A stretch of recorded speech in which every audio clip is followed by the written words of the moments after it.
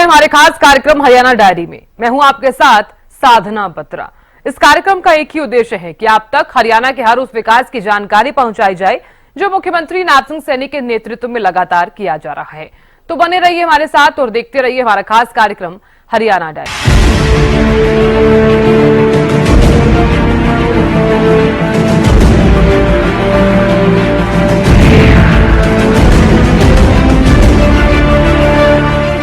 हरियाणा की नायब सरकार युवाओं और गरीबों के उत्थान के लिए बेहतरीन कार्य कर रही है।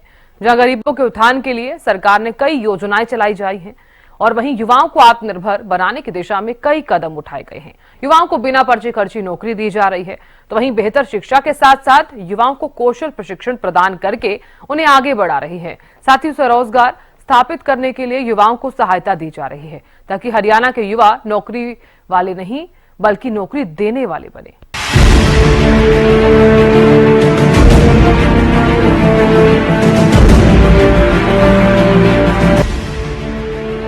हरियाणा की नायब सरकार लगातार हर वर्ग को ध्यान में रखकर कदम आगे बढ़ा रही है। पिछले 10 से 11 सालों में खासतौर पर युवाओं को आत्मनिर्भर बनाने की दिशा में सरकार ने बेहतरीन काम किया है। जहां एक तरफ बिना पर्ची बिना खर्ची लाखों बेरोजगारों को नौकरी देने का काम सरकार की तरफ से किया गया, तो वहीं युवाओं को आत्मनिर्भर बनाने की दिशा में विश्वकर्मा विश्वविद्यालय के जरिए प्रशिक्षण देने का काम भी किया जा रहा है। हाल ही में मुख्यमंत्री ने कहा कि हमारी सरकार ने बिना पर्ची बिना खर्ची के सरकारी नौकरी देकर युवाओं को सम्मान देने का काम किया है। युवाओं को आगे बढ़ाने के लिए प्रदेश सरकार लगातार काम कर रही है। शिक्षा के साथ साथ युवाओं को कौशल प्रशिक्षण प्रदान करके उन्हें आगे बढ़ा रही है। साथ ही स्वरोजगार स्थापित करने के लिए भी युवाओं को सहायता दी जा रही है ताकि हरियाणा के युवा नौकरी लेने वाले नहीं बल्कि नौकरी देने वाले बने।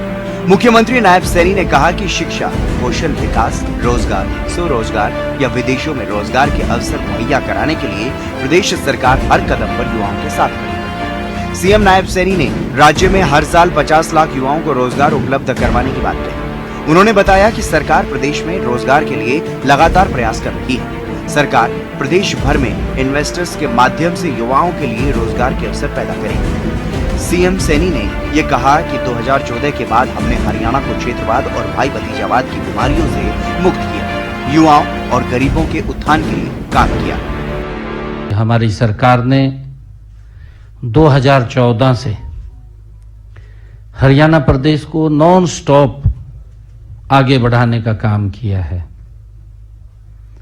हरियाणा में कई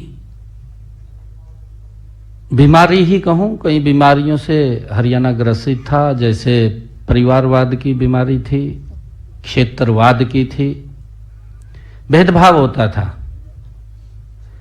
परंतु अगर आप देखें कि युवाओं के अंदर अविश्वास था कि नौकरी पढ़ने से नहीं, नौकरी तो चक्कर काटने से मिलेगी।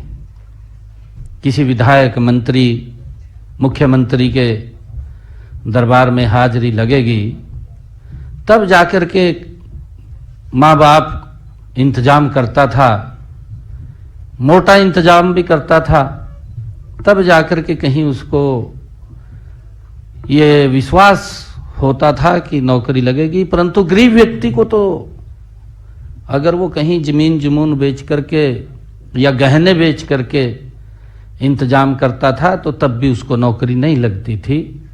इस प्रकार का माहौल और वातावरण हरियाणा प्रदेश के अंदर था, जो मैंने कहा है कि राजनीतिक रूप से कई बीमारियों से ग्रसित था हरियाणा प्रदेश। परंतु पिछले ये तीसरे टर्म की भारतीय जनता पार्टी की सरकार उन सब बातों को मजबूती से बदलाव हरियाणा प्रदेश के अंदर करने का काम हमारी डबल इंजन की सरकार ने किया है। आदरणीय नरेंद्र मोदी जी के नेतृत्व में जो हमारी सरकार चली है, धीरे धीरे करके क्षेत्रवाद को समाप्त किया है।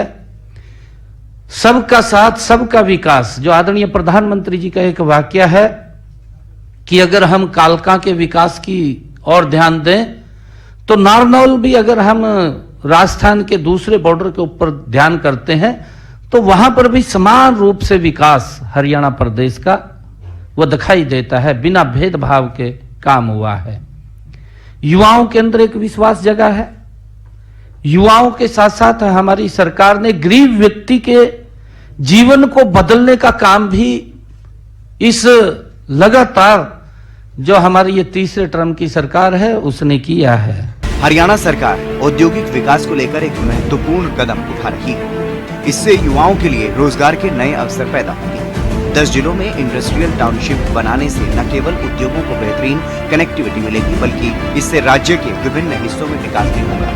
खासतौर पर 3 प्रमुख राजमार्गों और एक्सप्रेस वे के किनारे इन टाउनशिप को स्थापित करना उद्योगों के लिए सहूलियत का काम रहेगा, क्योंकि इससे माल की ढुलाई और ट्रांसपोर्टेशन में काफी आसानी होगी। इस परियोजना से इन जिलों में औद्योगिक गतिविधियां बढ़ेंगी, जिससे नए कारखाने, फैक्ट्रियां और बिजनेस सेंटर खुलेंगे और इसके साथ ही स्थानीय युवाओं को रोजगार के नए अवसर भी मिलेंगे। मुख्यमंत्री नायब सैनी ने अधिकारियों को 1 महीने का समय दिया है ताकि इस परियोजना का ब्लूप्रिंट तैयार किया जा सके। राज्य में बीजेपी की सरकार में अब तक 1,71,000 युवाओं को मेरिट के आधार पर नौकरियां बिना पर्ची बिना खर्ची के दी जा चुकी हैं। इसके अतिरिक्त सरकार ने 2 लाख युवाओं को नई नौकरियां देने का संकल्प भी लिया है। मुख्यमंत्री नायब सिंह सैनी के कुशल नेतृत्व में हरियाणा प्रदेश लगातार विकास की तरफ अग्रसर है। ऐसे में हरियाणा का हर वर्ग सरकार के कार्यों से काफी संतुष्ट है, क्योंकि हरियाणा सरकार का एक ही मकसद है कि प्रदेश के अंतिम व्यक्ति का विकास किया जा सके। फिलहाल हमारे खास कार्यक्रम हरियाणा डायरी में आज के लिए बस इतना ही। आप देखते रहिए हरियाणा न्यूज। नमस्कार।